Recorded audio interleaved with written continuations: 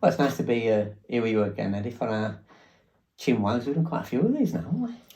Yes, we have. We've my chin's almost come off with all the wagging. There's been a lot of wagging from mine, and so some people seem to find our chin wagging of slight interest. Yes, they're very brave and courageous people that it's very nice. But I think a dialogue is really important, between friends, of course, between strangers, anyone, just to have a conversation and also to be aware of somebody else and how they perceive the world and how they feel.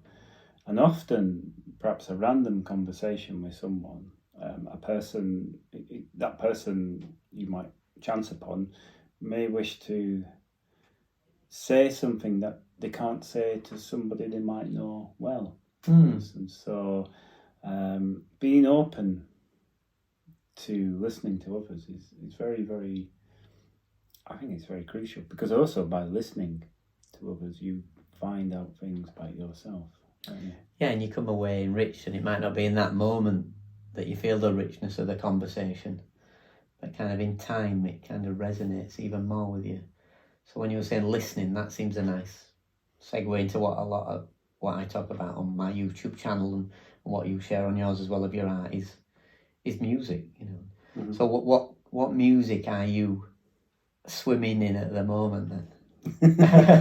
Right, well my current obsession, and I say obsession, I am completely obsessed, is lute music, especially sort of early Renaissance lute music. Okay, so it's for people, can we put it into context a little bit about people who know the guitar, who might not know what the lute is? Okay. Can we give people a bit of context about what the instrument, the lute? Well, the lute was probably the most popular instrument in its time. So the lute's been around for a while, but the Renaissance lute, if you think of the art side, the Renaissance, so we all know about Leonardo da Vinci, Michelangelo, etc. So if you think of Italy, but it wasn't just Italy, of course, but if you think of the late 1400s into the 1500s, that's a sort of Renaissance time. When we put give periods of time different names. So in musical sense, you have the Renaissance into the Baroque, for instance. So, but the lute was around for a long, long time. So, in some form, probably from 1400, right? Okay, up till well into the 1700s, even up to about 1800 possibly. So more or less 400 years. And it was a very, very, very popular instrument, especially in the 16th century, which I'm particularly interested in. Right. Yeah. And the tuning of it is different from the guitar? Yeah, so the guitar is tuned in E, so the lute is in G. So if you think of the guitar, a very simple way of doing this. So, mind you, there were different types of lutes, but we'll talk about the Renaissance 6-course lute. Okay, yeah. So I'll explain the name course in a second. Please do. But lute, so it's got 6, like a guitar, classical guitar, so 6 strings. Okay. The lute had 6 courses. 5 of the courses were double strings, and 1 was a single. Now, the tuning of that lute, if you get a capo on your guitar and you put it at the 3rd fret, right, okay, you've got that, except that the 3rd string, you have to it's a semitone different, right? Okay. That one. So you can actually play lute music on the classical guitar. You would capo it at the 3rd. You would capo it and tune that 3rd string. Right. Okay. A semitone. So it's that, but it's a beautiful, beautiful instrument. And I know we've been talking about lute and trying to get you to compose for lute, and you've done a bit, and we're gonna look at that, which is exciting. I'm sure we could do some future thing on that. Yeah, but, absolutely. As a composer, I'm switching to you now. As a composer, when you're writing for other instruments, because primarily yours is for piano, that's your instrument. And probably that's my instrument, and then probably next would be orchestral instruments that we class. They're still traditional. So the lute sits outside that for me as a composer. It does. So, but when you write for other instruments, you are, I guess, you might need to talk to the players about how their instrument works, because it's a piano and a keyboard. It's all there, isn't it?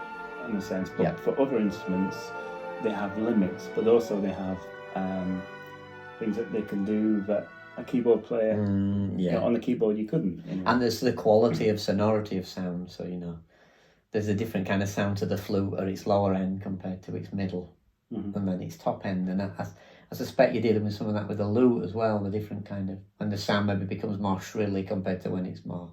Yeah. Dare we say these words, but like deeper and more resonant. Yeah, you have different nuances on that. Yeah, but I always consult the player. So years ago, it's probably early 2000, I wrote a cello sonata, and the cellist, I consulted with the cello player immediately, and they told me about what things were possible and what are not possible. And I remember I'd written such a high note that he'd put a little chalk mark on the fretboard.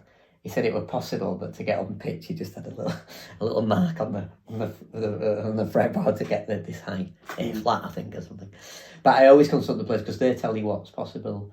They might say some things that are a bit too easy sometimes, And I guess, it's like, so my tradition is in the classical guitar, and a lot of people who wrote for the classical, compose for the classical guitar, were classical guitarists.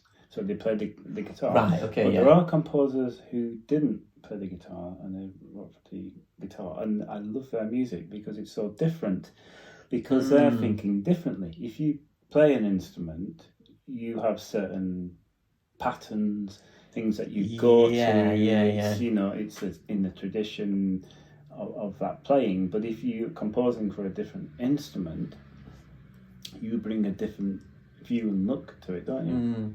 I think suppose comes to mind probably the famous British pieces, the Walton Bagatelles, I suppose, don't we? William Walton wrote these pieces for Bream, didn't he?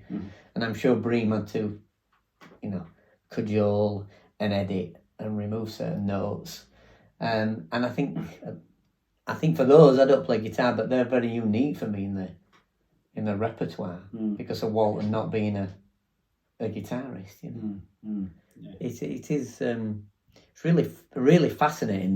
The real challenge is when a player comes back to you and goes, "Oh, it sounds like you've written for flute or lute or guitar."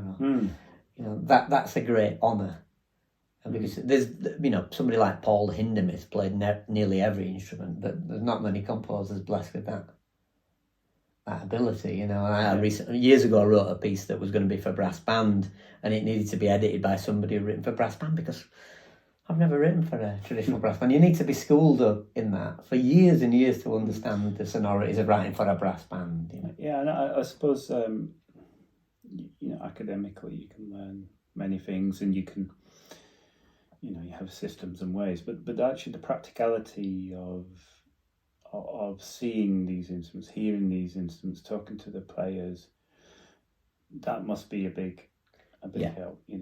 That's part of it, because it's a collaboration. Even though you might be writing the music, you're bringing your vision, and they say, well, this needs to work on here, but have you tried that? And then the vision that you bring slightly becomes their vision a bit as well.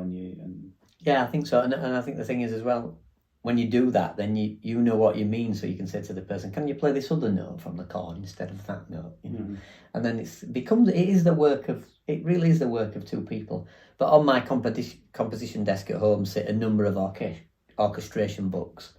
So I don't look at them first. I obviously have in mind for certain instruments, but if I'm out on my deck with an instrument, there's a book called The Study of Orchestration by Samuel Adler, and it's this big.